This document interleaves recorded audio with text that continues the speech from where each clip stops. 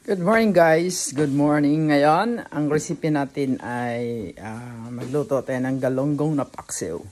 At saka may beef dumpling, ipipreto natin yan. Tapos may konting bahaw natin na kanin. Gawin din natin siya ng fried rice para naman hindi masaya.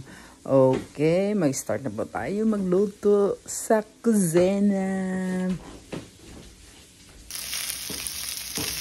Ito na pong konting bahaw natin, ginawa natin ng fried rice para hindi masayang.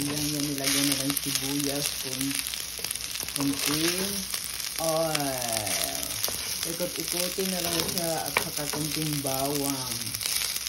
Ayan, hanggang maluto siya. Alright, at saka ito naman din ang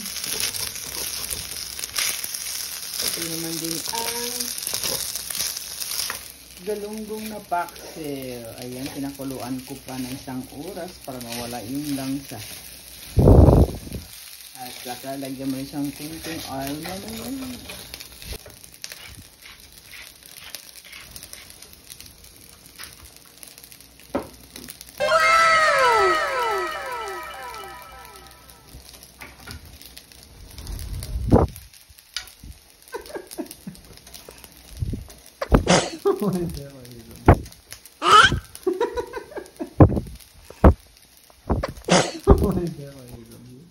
Pagkatapos, nandito na yung beef dumpling. Ayan. Ay, sunog konti. Pasensya na. Takpan natin para hindi makita. Charot. Beef dumpling muna tayo dahil yan masarap at pwede natin isasaw sa kunting suka at saka sa tuyong light soy sauce. Okay, bye. Ito lang po. Ito ay masarap. Ito ay mas malinamnam. At saka healthy. Charot. Okay, bye.